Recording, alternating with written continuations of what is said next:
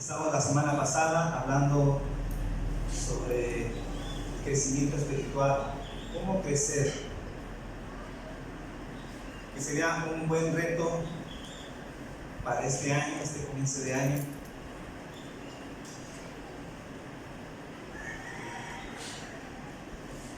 Y vimos la semana pasada que no hay nada más trágico que alguien que no crece, alguien que se estanca, y eso es algo grave, eso es algo serio, porque lo normal es que el cristiano crezca. Pusimos el ejemplo del desarrollo de un niño. Cuando un niño no crece, algo no está bien, no es normal que un niño no crezca. Y de la misma manera, cuando lo comparamos con nuestra vida espiritual, estar estancados y no avanzar, pues se convierte en algo grave. Entonces queremos que este año sea un año diferente para cada uno de nosotros y que podamos entender que este crecimiento pueda... No sé si puede estar allá.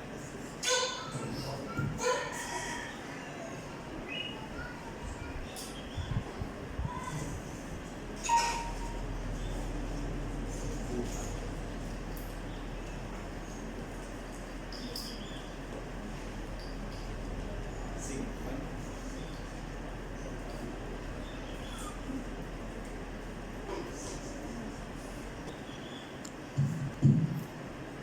¿Dispuesto?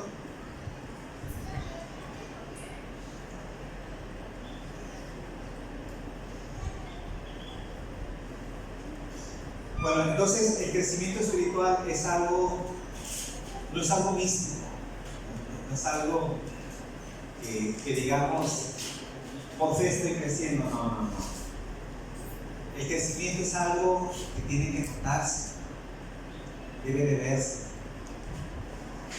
Y no solamente se debe de ver o lo debemos de notar, sino que la gente lo debe de notar. Debe de notar nuestro crecimiento. Y hablábamos también que es muy importante los ciclos, los meses, los años.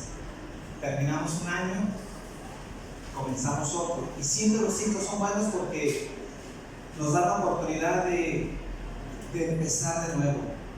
O al menos de tratar de decir, bueno, el año pasado a lo mejor no me fue bien, pero vamos a iniciar de nuevo y vamos a echarle todas las ganas para que este año nos vaya bien, ¿verdad?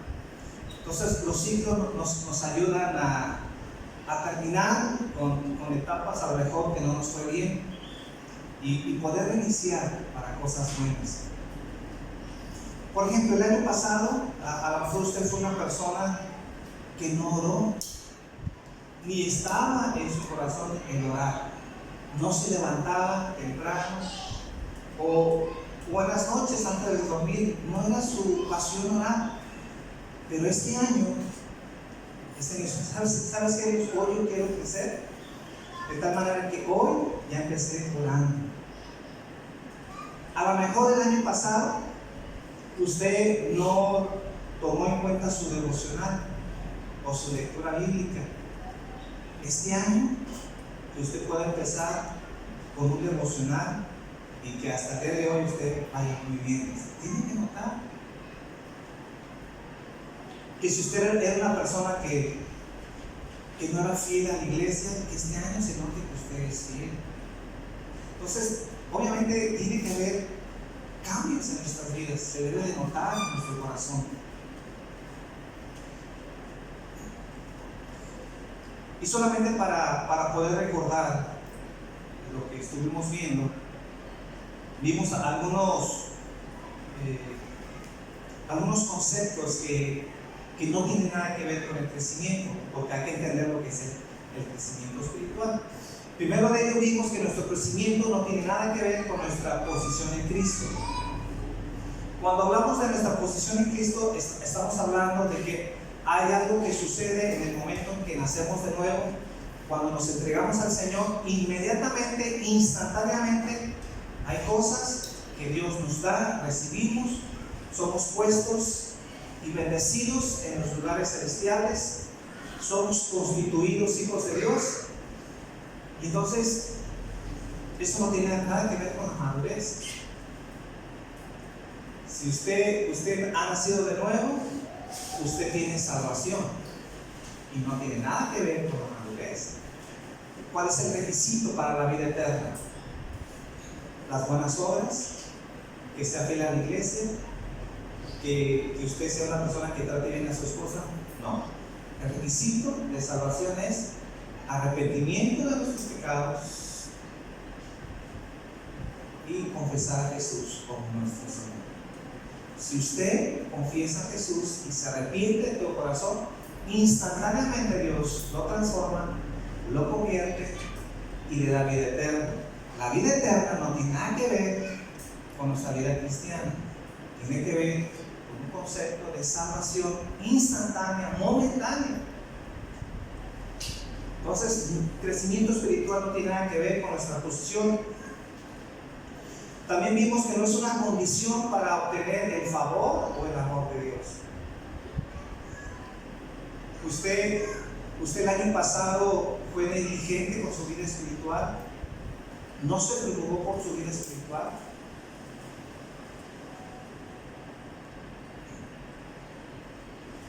Entonces, ¿eso significa que Dios este año le ama menos?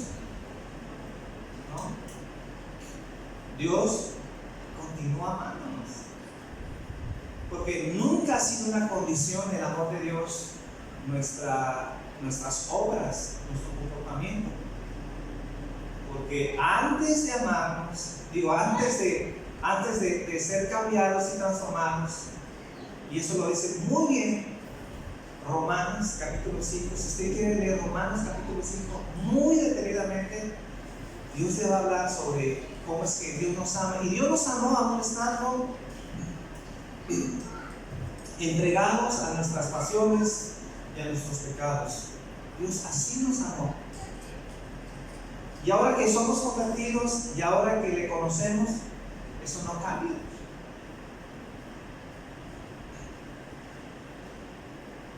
Entonces, no crecemos o no maduramos para que Dios nos ame más, porque tampoco tiene nada que ver. Crecimiento espiritual no tiene nada que ver con el tiempo. Explicábamos que puede haber gente con muchos años asistiendo a la iglesia y no tener ninguna madurez, o gente que tiene muy poco tiempo de conocer al Señor y gente que está creciendo, que está madurando. Entonces, el tiempo no es un condicionante para que la gente sea una persona madura. Entonces, ¿pudiera haber gente aquí de muchos años que no es madura? Claro que sí. Suele pasar. Gente que se resiste a crecer, se resiste a madurar. También vimos que no tiene nada que ver con el conocimiento. Porque ¿de qué sirve saber mucho? ¿De qué sirve tener una sana doctrina? Ser personas que conocemos muy bien a Dios, tener un panorama teológico desarrollado, estudiado, que nos aplicamos en las Escrituras, que nos interesa la sana doctrina, pero ¿de qué sirve la sana doctrina si eso no nos transforma y no nos cambia? ¿De qué sirve? ¿De qué sirve venir los domingos y escuchar una muy buena predicación si eso no lo aplicamos a nuestras vidas? Entonces, hay gente que sabe mucho, hay gente que conoce la Biblia, que conoce los versículos bíblicos, sabe de memoria, pero eso no significa que es una persona madura. Aun cuando tenga mucho conocimiento.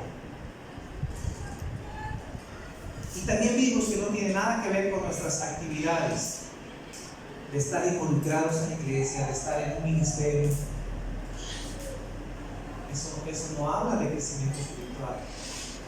Hay gente que le gusta estar ocupada en las cosas de la iglesia. Los fariseos eran personas que les encantaba estar involucrados en las cosas religiosas, pero eso no significaba crecimiento. Eso no decía nada de su vida espiritual, al contrario. Solamente eran religiosos que hacían muchas cosas para Dios, pero que no estaban en realidad con Dios.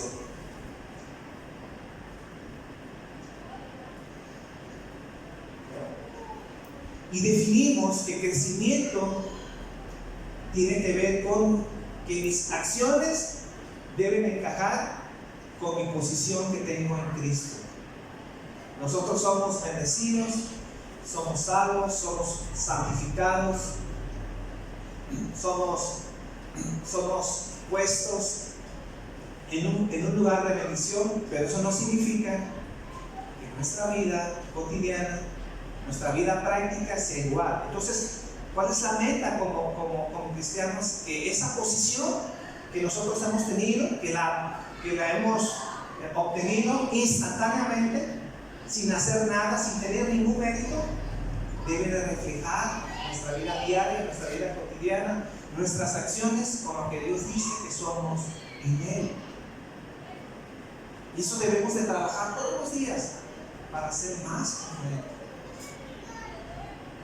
Hace rato que estábamos adorando y exaltando a Dios, yo empecé a ver el año pasado. Yo le comentaba a la señora Joyce, no sé si fue ayer, que fue un año para mí muy difícil en cuanto a la alimentación. Aunque ustedes me vean aquí todos los domingos, y lo hago con muchas ganas, con mucho gozo, fue un año muy difícil, muy difícil. Había tiempos en donde en verdad me quebrantaba y tenía que sostenerme de Dios, porque a veces Dios sabe cómo tocarnos, cómo afinar nuestras vidas. Pero yo estaba pensando ayer, ¿pero de qué sirve? Porque fue un año, todo un año. El diciembre antepasado y el diciembre pasado, sobre todo el antepasado, ni siquiera estaba tan contento del 24 y del día primero por toda la comida, porque era algo que yo no disfrutaba. Se me antojaba, es más, veía a la gente disfrutar de los alimentos, pero era para mí como algo prohibido, algo que no podía disfrutar. Porque estaba pensando que si yo comía era un tiempo difícil, iba a pasar una noche difícil o días difíciles, porque mi estómago no estaba trabajando bien.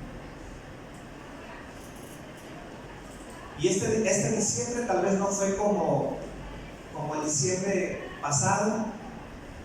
Creo yo que fue mejor, más sin embargo tampoco fue fácil.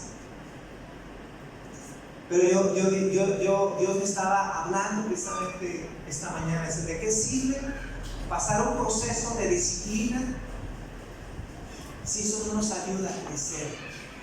Si eso no nos ayuda a acercarnos a Dios. Pensé en mi papá hace 2, 3 años, cuando le dijeron: profesor, es muy probable que usted tenga un cáncer en su frente. Y yo vi a mi papá cómo fue quebrantado. Yo vi a mi papá que su vida cambió. Ya no gustaba de los alimentos como antes. Y yo me pregunto, ¿de qué sirve? No lo sé, es un decir. Pero ¿de qué sirve todo ese proceso si no nos ayuda a cambiar, a mejorar y acercarnos a Dios? No sirve de nada. ¿De qué sirven tus pruebas? ¿De qué sirven tus aflicciones si eso no te enfoca en las cosas de Dios y te hacen crecer y te hacen madurar? Yo creo que muchas de las pruebas que nosotros pasamos tienen que ver con ese proceso en donde Dios quiere que nos enfoquemos en Él para poder crecer, para poder madurar. Y muchos no entienden eso. Si tu prueba, si tu aflicción de tu mes pasado, de tu año pasado, no ha servido para doblar rodillas, pues estamos perdidos.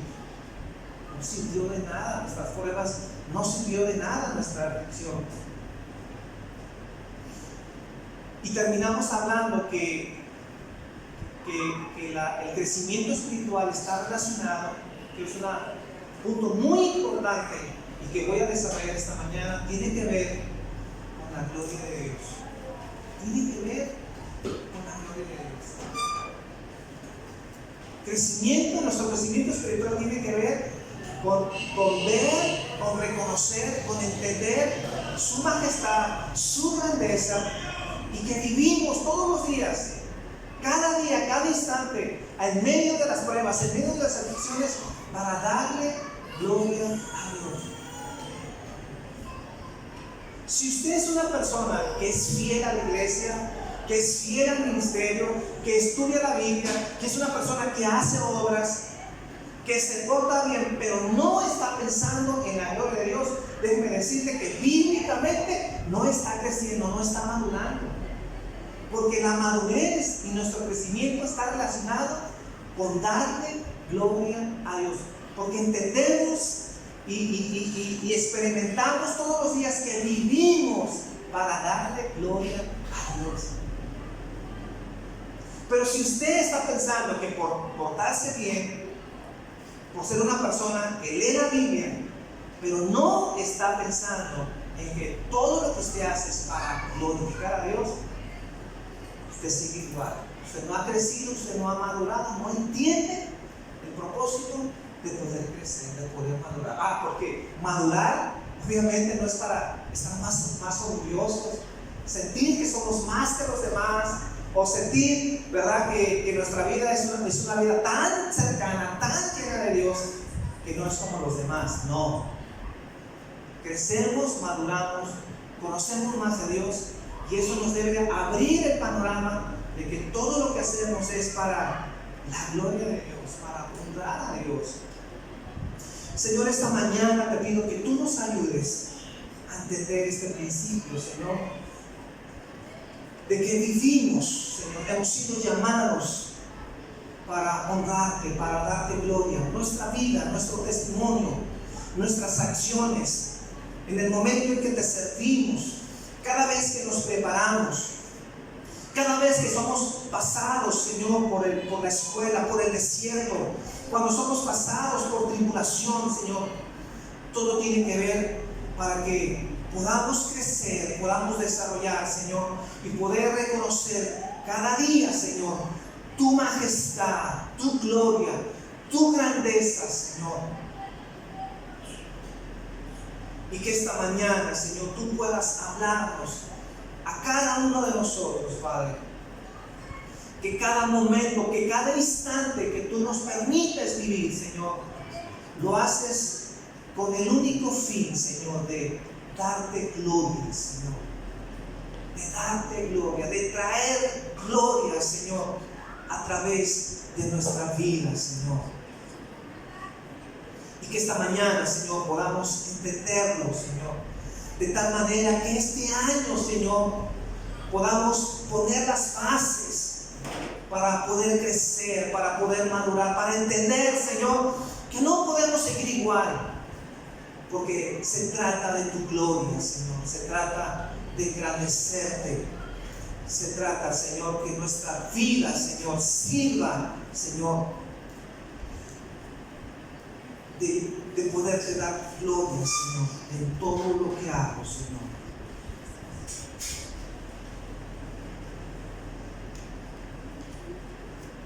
Gracias te doy, Padre, en esta mañana.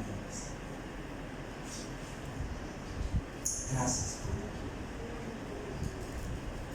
Por eso, la razón, mis hermanos, por el cual el hombre está en decadencia, este mundo está en decadencia, porque la gente sigue cayendo, es porque se rehúsa a darle gloria a Dios.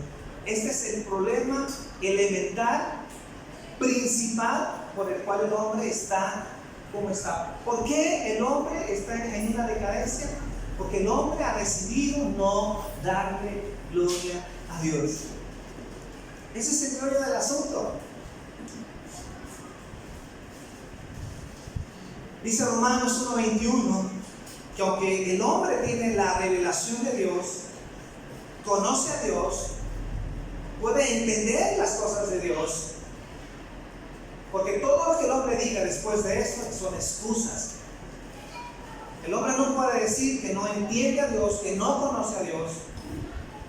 Más bien huye de Dios, se rehúsa a encontrarse con Dios, y obviamente lo último que quiere hacer, o lo último que está pensando, es darle gloria a Dios. Dice Romanos 1:21, pues habiendo conocido a Dios, no le glorificaron como a Dios, ni le dieron gracias,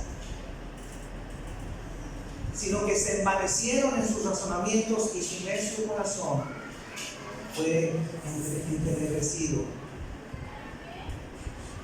Está diciendo Romanos que el hombre abandonó el concepto de darle gloria a Dios. Abandonó darle gloria a Dios. Y cuando lo hizo, cuando el hombre decidió no darle gloria a Dios, entonces el hombre se aisló de Dios. El hombre se alejó de Dios. Y obviamente cuando se aísla de Dios, se aísla de la vida espiritual. Y cuando nos aislamos de la vida espiritual, obviamente no hay crecimiento espiritual. ¿Cómo va a haber crecimiento? ¿Cómo vamos a desarrollarnos si estamos huyendo de nuestra vida espiritual? Entonces, la historia del hombre a través de la historia secular y la historia del hombre a través de la historia de la Biblia, Antiguo y Nuevo Testamento, nos habla de una historia del hombre que es una historia descendente, una historia en donde va en degradación. Ahora que estamos leyendo nuestro devocional, comentábamos Rosy y yo, nos sorprendíamos de cuánto vivían antes los primeros hombres. Tenían hijos a los 500 años. Creo que Noé tuvo sus hijos después de los 500 años, imagínense. Vivían hasta 900 años, 800 años.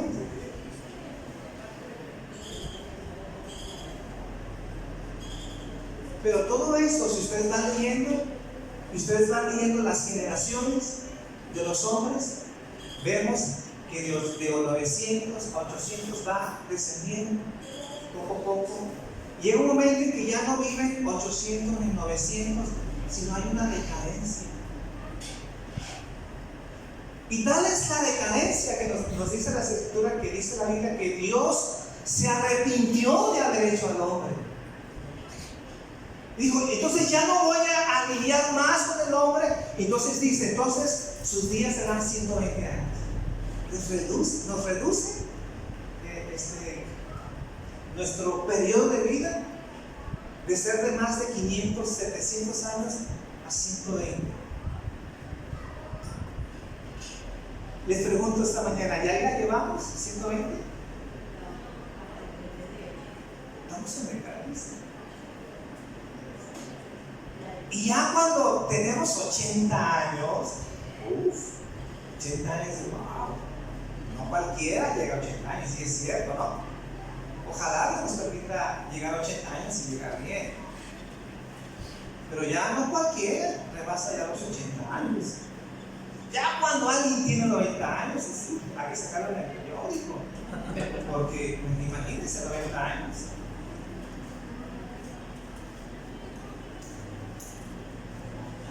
Entonces la historia que nos habla, la historia secular, la historia bíblica, es una historia descendente, de degradación. Obviamente el hombre no puede ascender, nunca podrá ascender hasta que no esté con Dios.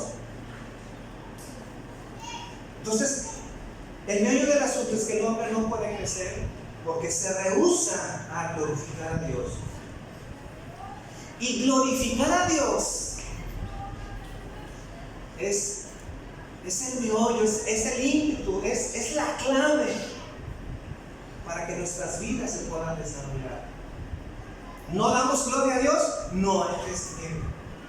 Cuando el hombre ni siquiera conoce a Dios, entonces veremos degradación en el hombre. No crecimiento, degradación. Y cuando alguien vive para la gloria de Dios, lo que vamos a ver y que es normal es que esa persona va a crecer. Esa persona va a madurar, tendrá crecimiento espiritual. Y es por eso que Dios se ha esforzado a lo largo de la historia de revelar su gloria, de que la gente entienda su gloria, de que la gente vuelva a reconocer su gloria. Y entonces todo lo que vemos en el Antiguo Testamento y en el Nuevo Testamento no es otra cosa en donde Dios, trabajando con la humanidad, revelando su gloria, para que no se olviden de Él, para que la gente se acerque a Él y para que la gente pueda disfrutar de su gloria, viva para darle gloria a Dios. Pero lo que la Biblia nos enseña es que cuando el hombre cae, cuando el hombre rehúsa a darle el sentido más importante de su vida, que es glorificar a Dios, entonces el hombre es destituido de la gloria de Dios. Qué interesante. Cuando el hombre decide pecar, cuando el hombre decide alejarse de Dios, entonces su sentencia es ser destituidos de la gloria de Dios. Lo que el hombre más puede perder, lo que más le pesa al hombre, aunque no lo entiende, es ser destituidos de la gloria de Dios. Lo que más nos puede bendecir y nos hace crecer es estar cerca de la gloria de Dios, porque vivimos para darle gloria a Dios. Dice Romanos 3:23, por cuanto todos pecaron y están destituidos de la gloria de Dios. ¿Y qué vamos a ver en esta gente? ¿Crecimiento? ¿Bendición? No. Vamos a ver destrucción, vamos a ver calamidad, vamos a ver maldición, vamos a ver decrecimiento en la humanidad. Entonces, el llamado más importante que tiene todo creyente es glorificar a Dios, exaltar a Dios. Entonces, ese es el llamado más importante que cada uno de nosotros tenemos. Es permitir que la gloria de Dios brille a través de nosotros, a través de nuestras vidas. Somos llamados para ser la imagen y poder transmitir y que la gente pueda ver la gloria de Dios en nuestra vida. Por eso decía al principio, madurez no solamente tiene que ver con cuestiones internas, que obviamente son cosas muy importantes, pero madurez no solamente es algo que tú necesitas notar, sino que la gente necesita ver. ¿Y qué es lo que la gente necesita ver? Sobre todo aquellos que no conocen a Dios, necesitan ver la gloria de Dios reflejada en tu vida. Porque cada vez que la gente es topada con la gloria de Dios, de alguna manera su corazón será sacudido. Dios tocará sus vidas.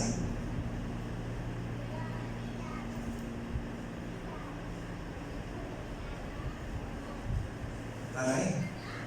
Entonces, hay algo que debemos de entender, es que Dios no comparte su gloria con nadie. Y quiero explicar este punto porque tiene mucho que ver con nuestro crecimiento. ¿Saben cuál es un problema para que el cristiano no crezca? ¿Saben cuál es un problema para que el cristiano se estanque? Uno de los problemas más tremendos que puede tener el cristiano es el orgullo.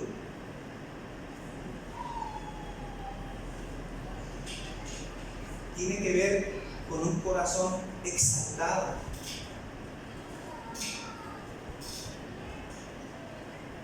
Dice Isaías en el capítulo 48, versículo 11, en donde nos dice que Dios no comparte su gloria con nadie.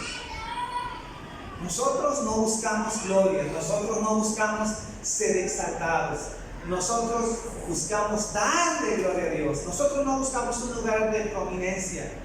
Como decía Juan el Bautista, es necesario que Él crezca y que nosotros menguemos. Nosotros estamos para glorificar y exaltar a Dios. Dice Isaías 48, por mí, por amor de mí mismo lo hago, pues ¿cómo ha de ser profanado mi nombre? Dice, no daré a otros mi gloria. No daré a otros mi gloria. Dios mantiene su gloria para sí mismo, porque esta es la razón por la cual todo existe. Esta es la razón por la cual todo existe. Entonces, si alguien no le da gloria a Dios, si alguien no vive para darle gloria a Dios, entonces va en contra de la intención misma del universo. Y esto choca contra Dios. ¿Están ahí? Entonces, la razón por la cual el hombre no le da gloria a Dios es por su soberbia. Si ustedes buscan en el diccionario la palabra soberbia, soberbia tiene que ver, se define como sentimiento de superioridad. Es un sentimiento de superioridad y que se siente por encima de los demás. Esa es la soberbia. Tomar un lugar que no te corresponde. Tratar de tomar gloria para ti. De hecho, no hay gloria en este mundo, no hay gloria en el hombre. Cualquier gloria que nosotros tengamos es la gloria de Dios. Y eso es algo serio. Robarle la gloria a Dios, eso es algo serio. Porque te pones en contra de Dios. Hay muchas cosas que pudieran ser toleradas, pero no robarle la gloria a Dios. Y cuando un cristiano se pone en una posición soberbia, se pone en una posición muy grave. Ese es el principio de las tinieblas, el principio de Satanás, robarle la gloria a Dios.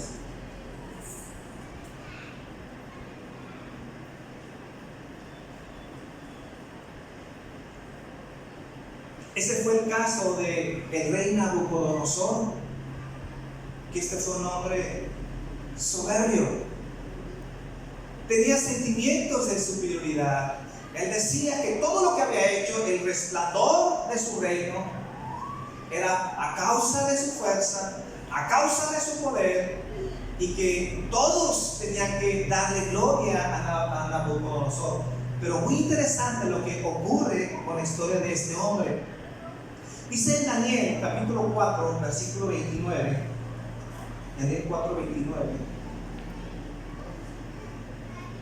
Dice, al cabo de 12 meses, paseando en el palacio real de Babilonia, habló el rey y dijo: ¿no es esta la gran Babilonia que yo edifiqué para casa real con la fuerza de mi poder y para gloria de mi majestad?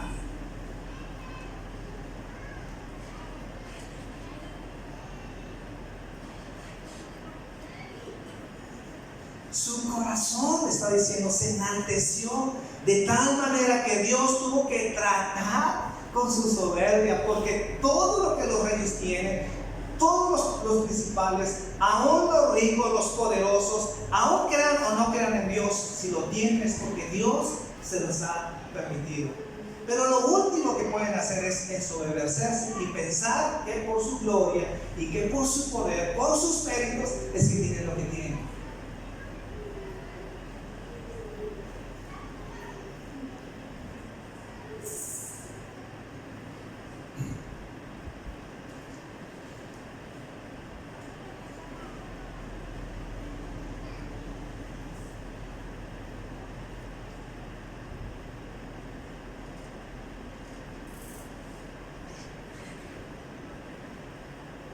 Dice el versículo 31. Y aún, Daniel 4:31, y aún estaba la palabra en la boca del rey cuando vino una voz del cielo: así se te dice, rey. O sea, ni siquiera Dios mandó un profeta. Dios no mandó a una persona en especial, sino una voz del cielo le dijo: así se te dice, rey Nabucodonosor, el reino ha sido quitado de ti, y de entre los hombres te arrojarán, y con las bestias del campo será tu habitación, y como a los bueyes te apacentarán, y 7 tiempos pasarán sobre ti, hasta que reconozcas que el Altísimo tiene el dominio en el reino de los hombres, y lo que da a quien él quiere. ¿Sabes qué, Nabucodonosor? Tú no entiendes. Tu corazón está tan enaltecido, eres tan soberbio que no entiendes que todo lo que tienes es porque Dios te lo ha dado. Tienes que reconocer que el Altísimo tiene dominio en el reino de los hombres y lo da a quien Él quiere. Dice versículo 33, en la misma hora se cumplió la palabra sobre Nabucodonosor y fue echado entre los hombres y comía hierba como los bueyes. Y su cuerpo se mojaba con el rocío del cielo hasta que su pelo creció como plumas de águilas y sus uñas como las aves. Mas al fin del tiempo, dice, yo, Nabucodonosor, alcé mis ojos al cielo y mi razón me fue devuelta y bendije al Altísimo y alabé y glorifiqué al que vive para siempre, cuyo dominio es sempiterno y su reino por todas las edades.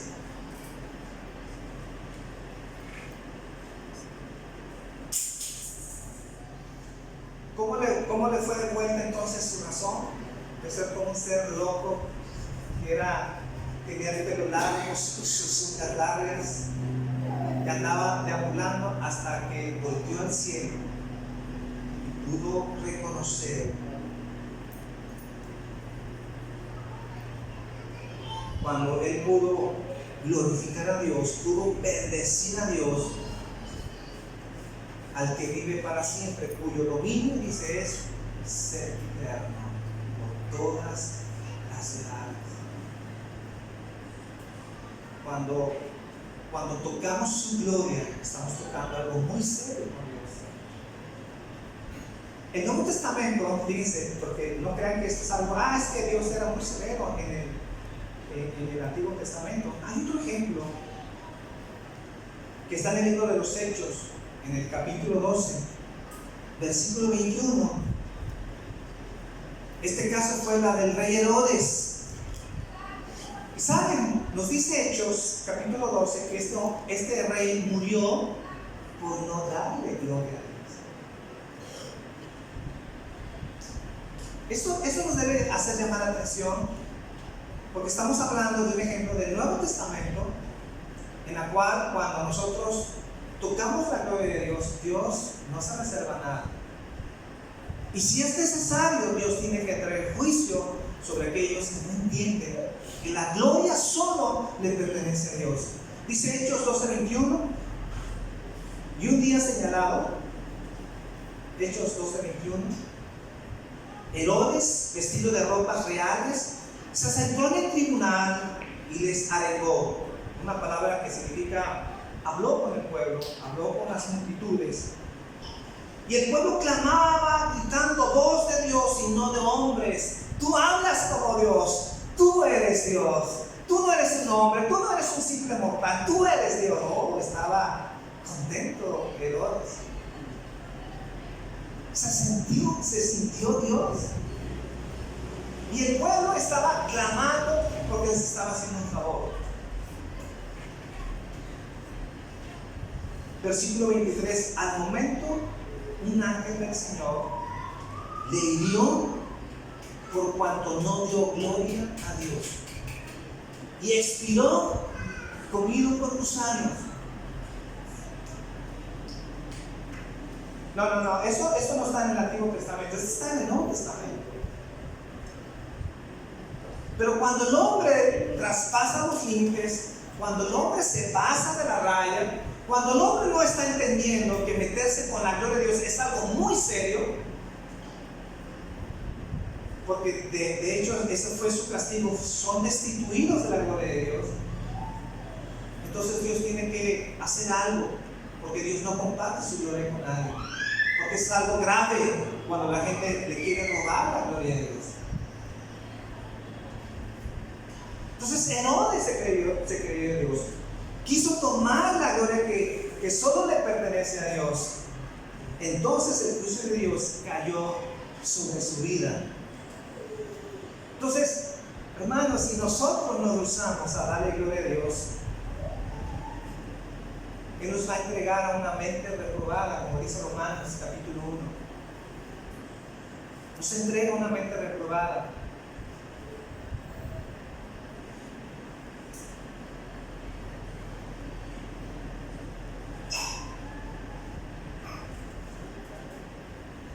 Algo que hemos aprendido el año pasado es que Dios posee una gloria inherente. Dios posee gloria inherente. Cuando hablamos de algo inherente, es quiere decir que forma parte de su ser. Inherente, que no depende de nada. Nada fuera de él, nada externo. Porque es algo esencial a él. Entonces la gloria inherente de Dios forma parte de su ser. Cuando hablamos de la gloria, no es algo que Él reciba o que Él recibió, no. Cuando hablamos de la gloria de Dios, estamos hablando de lo que Él es. Es parte de su ser, es lo que conforma ser Dios. Entonces, hay que entender esto. Aunque Dios no haya hecho a los hombres, y aunque Dios no haya hecho a los ángeles, Él aún así poseería su gloria inherente. Porque no necesita del hombre, no necesita de la naturaleza, no necesita de los ángeles para Él tener gloria, porque Él es gloria en sí mismo. No depende de nadie, no depende de que si nosotros le damos o no le damos. Forma parte de su ser. Entonces, eso significa que si nadie le da gloria, que si nadie le da honra, o si nadie le da alabanza alguna, Él seguirá siendo el mismo Dios de gloria, porque ese es uno de sus títulos, el Dios. Él es el Dios de gloria. ¿No dice así la Biblia? Él es el Dios de gloria. Entonces, si usted viene un domingo y se rehúsa a dar alabanza, usted quiere castigar a Dios porque no lo bendijo el año pasado, no te voy a dar gloria. Bueno, déjeme decirle que si usted no le da gloria, no le quita nada. Y aunque usted venga muy contento, y si usted se sienta muy chicho, muy espiritual, y dice, bueno, hoy le voy a dar gloria a Dios porque Dios se lo merece, bueno, déjeme decirle que aunque usted venga y usted le dé gloria a Dios, usted no le añade nada a la gloria de Dios. Porque toda la gloria que existe en este universo es Él. Solamente su creación, el universo, aún nosotros mismos solamente podemos reflejar su gloria. ¿A qué hemos sido llamados como cristianos? A reflejar su gloria. Porque no tenemos gloria. Si a un rey le quitamos su corona, si a un rey le quitamos su vestimenta y lo ponemos como un pordiosero, ¿cuál sería la diferencia? ¿Cómo distinguir uno con el otro? Nada. ¿Qué lo hace según tener esa esplendidez? Pues a lo mejor su ropa, su dinero, sus lujos. Pero cuando estamos desnudos, cuando no tenemos nada, no tenemos gloria. Entonces, cuando hablamos de la gloria del hombre, la gloria del hombre no es inherente, no es algo que tenga, no es algo que posea. Y si tiene gloria es porque la recibió de afuera. Y si la recibió de afuera es porque se está robando la gloria de Dios. Pero el hombre no posee gloria, no tiene gloria inherente.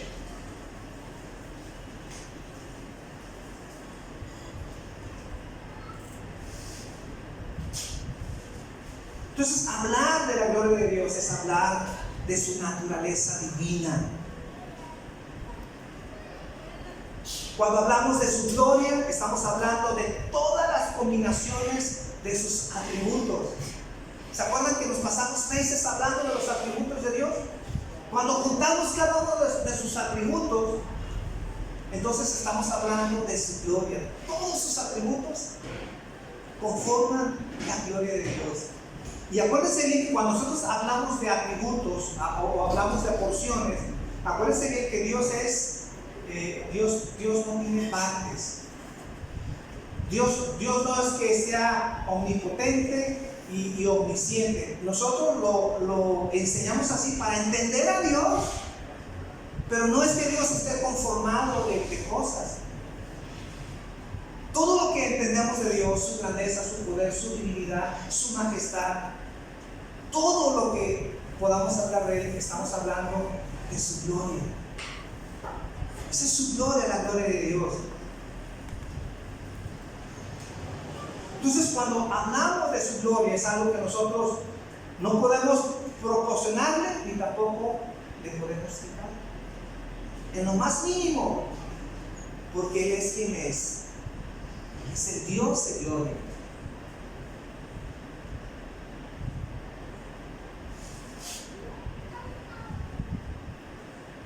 Entonces, su gloria, la gloria de Dios, no se le otorga ni se deriva de una fuente externa a Él, porque Él es un ser glorioso. Ahora, porque yo sé que usted se ha hecho la pregunta como yo. Si a la gloria de Dios no se le puede añadir o aumentar en modo alguno, entonces ¿por qué hablamos de darle gloria a Dios? ¿Por qué la Biblia habla de darle gloria a Dios? ¿Cómo darle gloria a Dios si es algo inherente en Él? Si Él no necesita gloria, no está faltante de gloria. Como muchas veces enseñamos, y yo enseñé cuando tocábamos Juan capítulo 4, Dios anda buscando verdaderos adoradores, pobrecito de Dios. Le falta gloria, y entonces Dios anda buscando a ver quién le adora, a ver quién le glorifica. No, Dios no anda limosneando nada de lo que es algo que Él posee. Entonces, ¿cómo le damos gloria a Dios? Es algo inherente a Él. Yo quiero que esto no se lo olvide,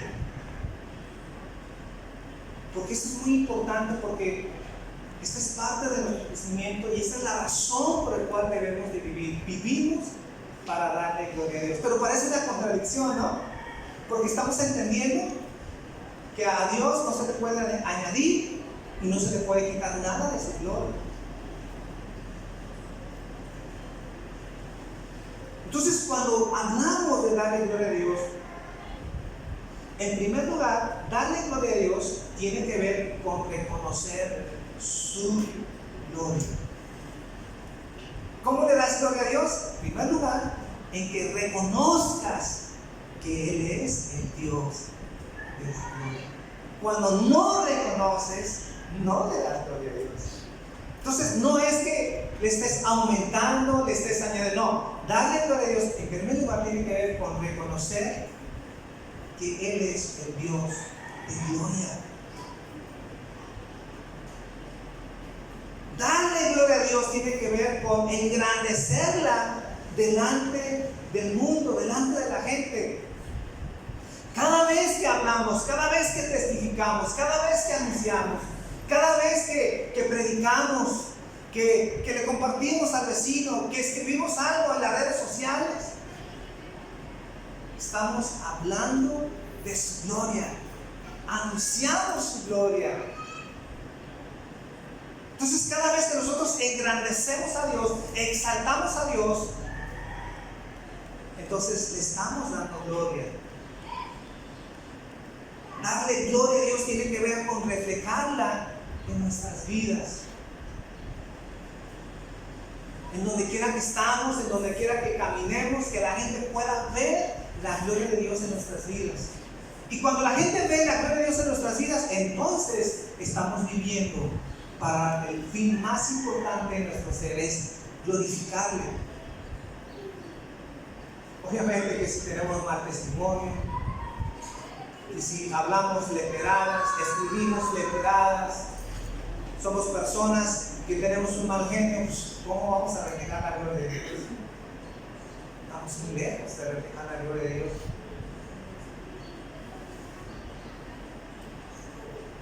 Entonces, la gloria de Dios, la gente la tiene que ver en nuestras vidas, por nuestra forma de vivir. Entonces, esa es darle gloria a Dios. Entonces, aunque no podamos añadir nada a la gloria de Dios, sí la podemos reflejar y engrandecerla para que otros la puedan ver. Esa es darle gloria a Dios. Con eso termino, dice 1 Corintios capítulo 10, versículo 31. Si pues coméis o bebéis o hacéis cualquier otra cosa, parafraseando, en lo más mínimo que tú hagas de tus detalles. No, porque, Le doy gloria a Dios porque vengo el domingo. Pero el lunes, martes, no. Ya le di su lugar a Dios, no. Todo lo que hagamos, cualquier mínimo detalle, sea que estemos con alguien en el trabajo, cuando nos levantemos, cuando estemos en medio de la prueba, en medio de la tribulación, todo lo que hagamos, todo dice hacerlo para la gloria de Dios. Y cuando nosotros entendemos que vivimos para la gloria de Dios, entonces nos encaminamos, estamos en el rumbo correcto para poder crecer. Lo dije toda esta casi hora, nomás para decirles que cuando tú vives para la gloria, entonces te pones en el camino correcto, vas rumbo para crecer espiritualmente. Pero si eso no está en tu vida, cualquier cosa, aunque sepas la Biblia, aunque vengas, aunque estés en un ministerio, pero no vives para la gloria de Dios, jamás vas a crecer, jamás vas a madurar. Nuestro crecimiento espiritual está ligado con la gloria de Dios. Vamos a ver.